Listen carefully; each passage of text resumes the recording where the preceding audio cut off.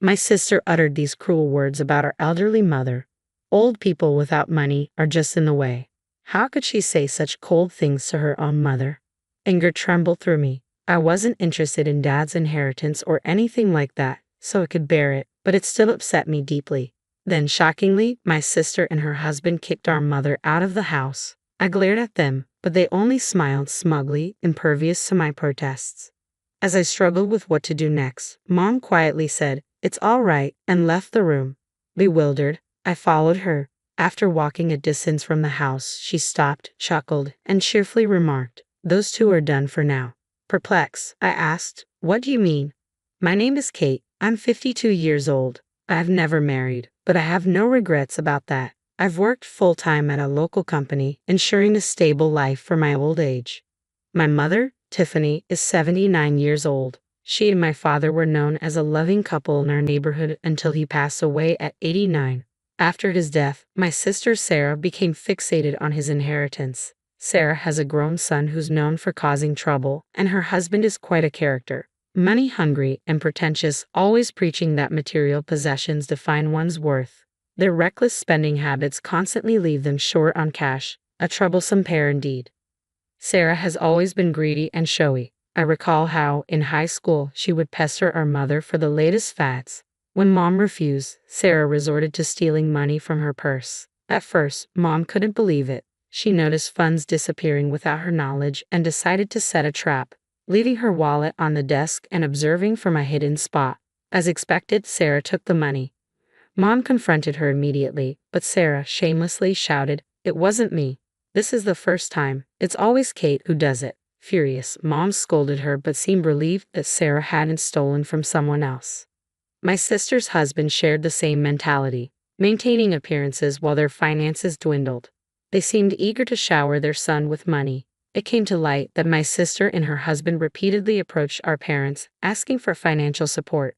They pressured them, saying, "We want to give our son a proper education. These days, tutoring is essential. Consider it an investment. Can't you spare $50 a month? If you don't help, don't expect us to care for you in your old age. Think of it as securing your future.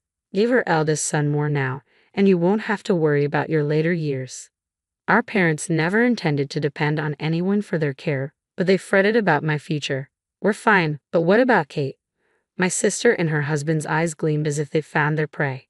"Exactly, we can frame it as for Kate. Our eldest son will look after Kate in her old age. If you view it as an investment in our son, surely $50 or $90 isn't too much." Using the guise of care as a shield, they managed to extract a significant sum from our parents.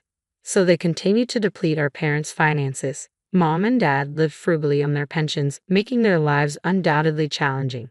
Then, their grandson secured a job and moved out of state. I feared he might never return, leaving our parents' financial support in vain. Discussions about tuition ceased, replaced by requests for money to cover their own living expenses. Our son has grown up and moved away, but his education drained us financially. "Can't you continue helping us? The usual $90 will suffice. Kate is unmarried and unreliable. It's always better to have a man around." "Don't worry, Dad. If anything happens, we'll be there in a heartbeat." Our parents realized they were being financially drained, but they felt powerless against my sister and her husband's persuasive arguments. They were skilled at painting their requests as investments for emergencies, even pledging to look after me. Then, our father passed away. It might have been the stress. He had become a mere shadow of his former self, his health visibly deteriorating.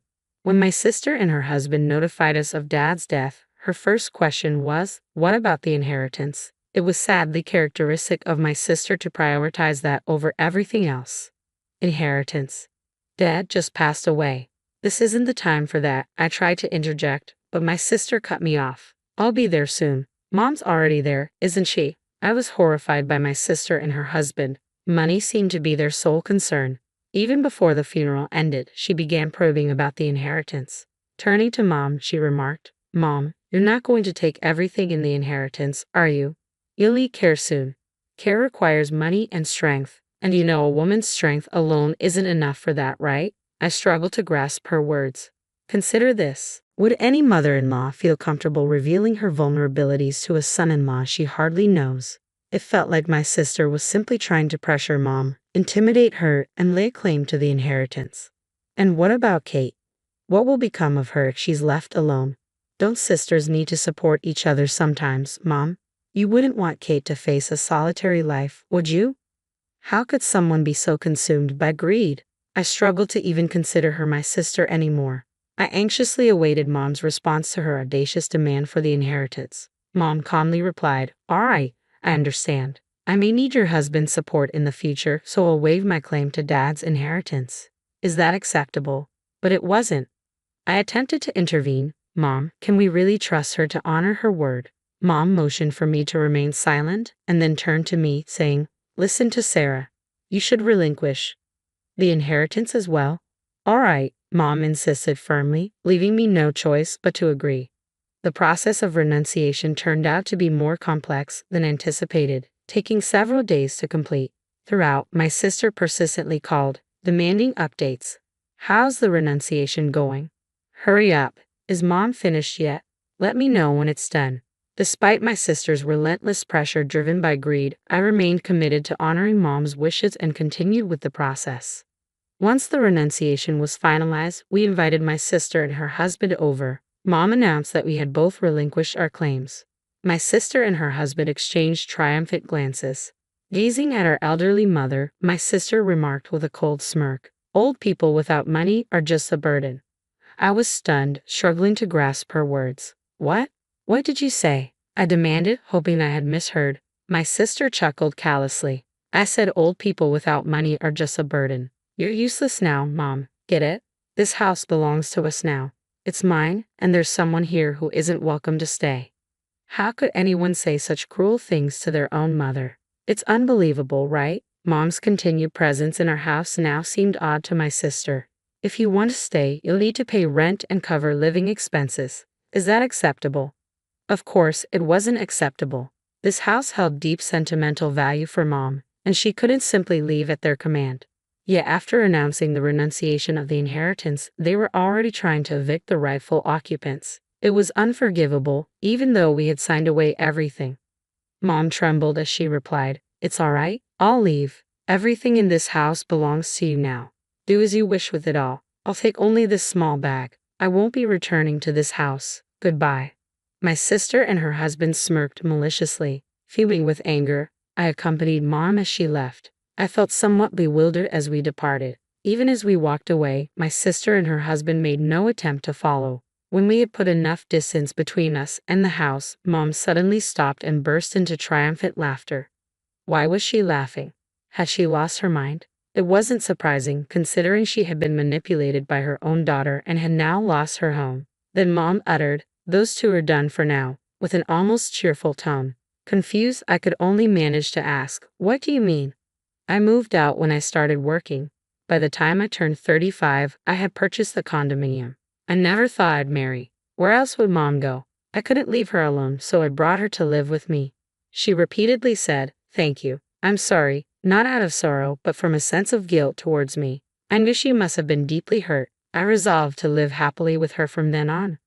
Once settled in the condo, Mom began to open up. I wonder why sisters can turn out so differently. I always knew she was greedy, but to this extent. How much money will ever satisfy her? I've contributed approximately $110,000 each year for 15 years towards her son's education. That's a total of $1,650,000. We never really expected any care in return. Was it all for my sake? Mom nodded with a hint of guilt. It seemed she had been contemplating my future, worrying that I might end up alone. I'm certain now that my sister and her husband never had any intention of caring for her parents or me. Despite Mom holding on to hope for Sarah, I doubt they ever had any plans for caregiving. Fortunately, Dad didn't require much care before he passed. It must have suited Sarah well. Mom smiled again, leaving me puzzled about its meaning. Yes, it's clear now. She's content with Dad's inheritance. But she was somewhat naive, I believe.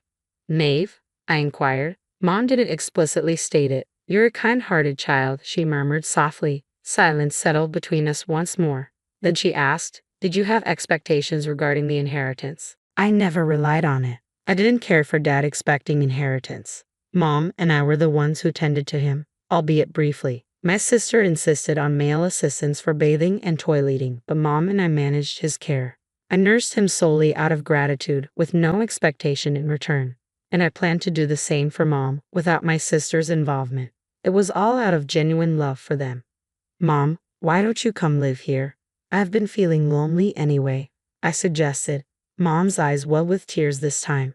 She thanked me repeatedly before saying something cryptic. Just give it a few months. I can't explain now, but I promise to tell you everything later. You don't need to suffer or be sad anymore.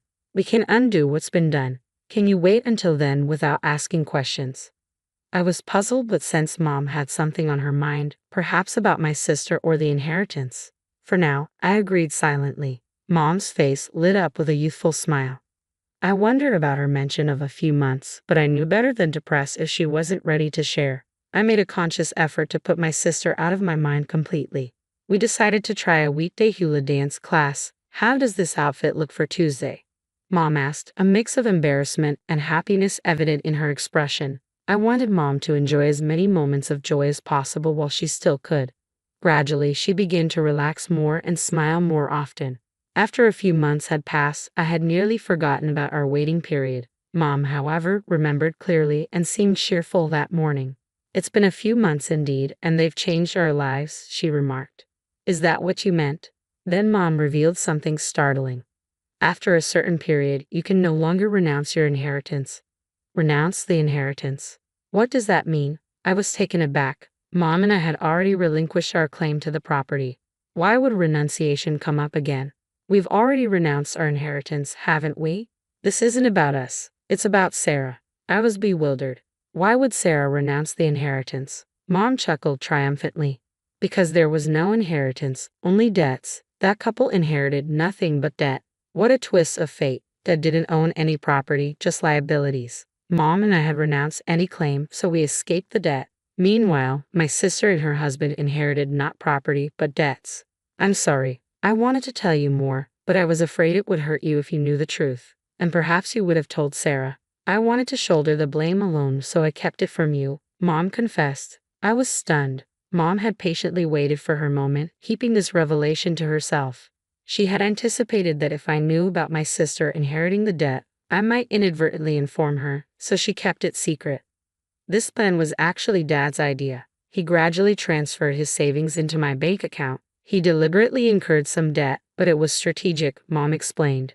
He purchased several plots of land in remote areas, some needing immediate repairs, with the intention for Sarah to inherit it all. Mom revealed they had retained some savings to avoid suspicion from my sister, but ultimately, it resulted in a $200,000 debt.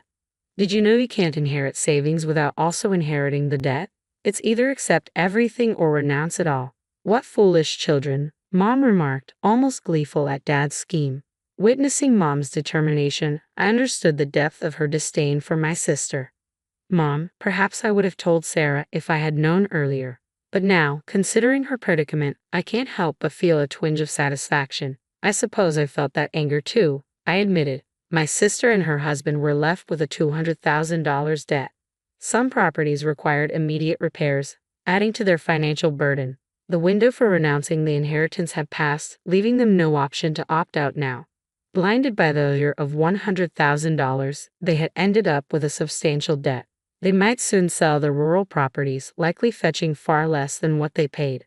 Their marriage could even suffer due to the financial strain. Eventually, my sister realized the gravity of the situation and called me in panic. Help me, the debt is overwhelming, she pleaded. It's infuriating. Mom, you knew this, didn't you? You're partly to blame. Pay off my debt now. We're family. Her selfishness left me astounded. Inheriting means taking on the debt too. I didn't know that. I only wanted the property, not the debt. You take it, you can have the debt, she yelled angrily with the phone. Her demands were irrational and selfish. She insisted, you should inherit the debt as a family. Cancel the renunciation. Her words were nonsensical and unreasonable. I'm hanging up now. Maybe you should discuss this with your own family, your husband and son, though I can guess what they'll think of you. I ended the call, feeling a sense of clarity and relief for the first time in a while. I had anticipated my sister and her husband might divorce. Indeed, my sister ended up getting divorced, but it was her husband who initiated it. As I suspected, he was driven by greed and likely saw no benefit in remaining married to someone burdened with debt. However, they couldn't divorce immediately with a sudden $200,000 debt hanging over them. They needed to settle everything before proceeding with the divorce. The house they lived in was sold. My sister and her husband, who always relied on our parents' money, never saved anything. Banking on Dad's inheritance, they probably won't be able to clear the debt. What lies ahead for my sister is the daunting task of working diligently to pay it off. She insists she won't divorce, though it seems less about love for her husband and more about not wanting him to escape the debt and leave her alone. It's exactly the kind of mindset my sister would have. It's almost pitiful. Meanwhile, I continue to reside in the condo with Mom. It turns out Mom had transferred money into her own bank account and isn't facing financial struggles. She gives me around $70 each month for expenses. I've tried to decline it numerous times, but Mom insists, vowing to continue until I accept. Reluctantly, I've started accepting the $70. Despite receiving this money, I'm not spending it recklessly. You never know when Mom or I might need it, so I'm saving diligently. The hula dancing we started as a mother-daughter activity turned out to be surprisingly enjoyable. Most importantly, seeing Mom laugh and relish herself makes me realize that life isn't so bad after all.